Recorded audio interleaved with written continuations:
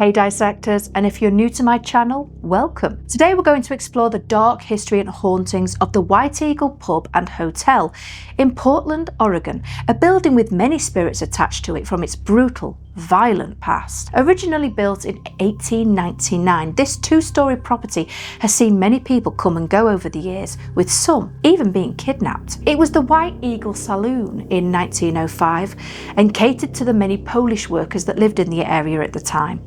But, like anything, the surrounding neighbourhood changed drastically, and so did the clientele of this saloon. What was once considered a respectable establishment was now filled with labourers who worked the local factories, rail yards and docks, and as the port area developed, sailors would come to the White Eagle to let off steam, get drunk, enjoy good food and the company of certain ladies. And it was also known that if you got drunk at the White Eagle, you may not wake up where you passed out, but on board a ship. You see, it was quite common for men to be shanghaied onto any vessels that needed crew. The unconscious man would be carried out by their kidnappers via an underground tunnel, which is said to have run from the basement of the property to the grounds outside. Today, things have changed greatly. Now operating as the White Eagle Pub and Hotel, you can find musical entertainment on the main floor with bands ranging from acoustic to rock. The second floor has the original 11 bedrooms available for overnight guests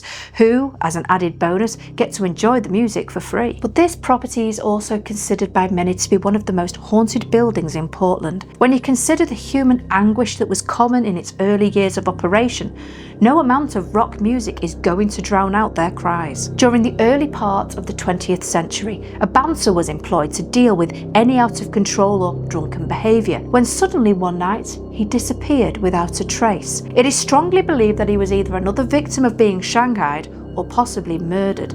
Sadly, no one knows for sure. It does seem that his spirit is haunting the establishment though, as a brusque, rude entity has been known to push waitresses down the stairs into the basement, giving one of the ladies cuts and bruises. As I said earlier, the White Eagle went from a pleasant place to relax to one where you had to keep a watchful eye on those around you. It's strongly believed that men were killed inside this property due to fighting. One member of staff was called Sam, and he was the housekeeper for this establishment, and in his time dealt with many rowdy characters. He lived at the pub from the age of 10 years old when the owner at the time took him under his wing, giving him a room, food in his belly and a job. Sam lived his whole life here, even dying in his room. Certain activity goes on within the property which many feel is down to Sam. A spirit is known to walk through the hallway from the bar and enter the men's restroom where he flushes the toilets.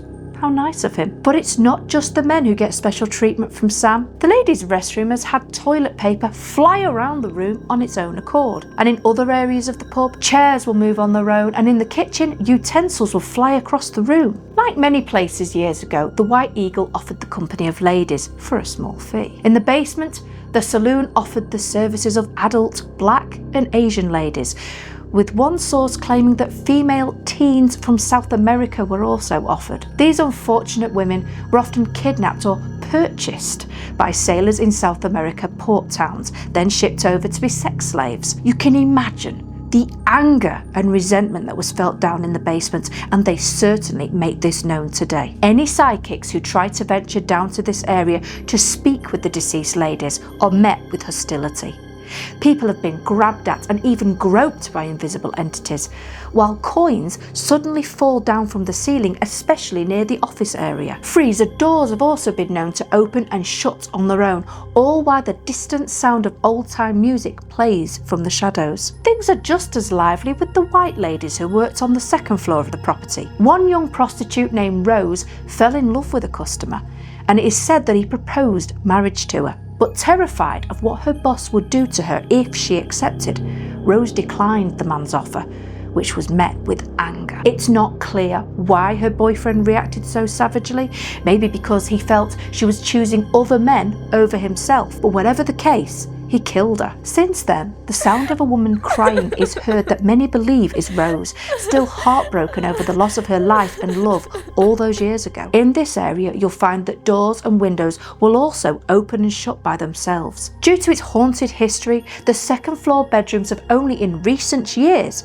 become open to the public for reservations. This shows you the level of hauntings that can occur here. Looking at this property, you'd never know the true horrors that occurred here all those years ago, or that the White Eagle Pub and Hotel is so haunted. I feel it would be a charming place to visit, maybe enjoy a drink and a bite to eat. I'm not sure if I'd want to stay the night though, as I can often get severe migraines in haunted locations, and I'm not sure I'd want to deal with that as well as the paranormal. What do you think of this haunted location?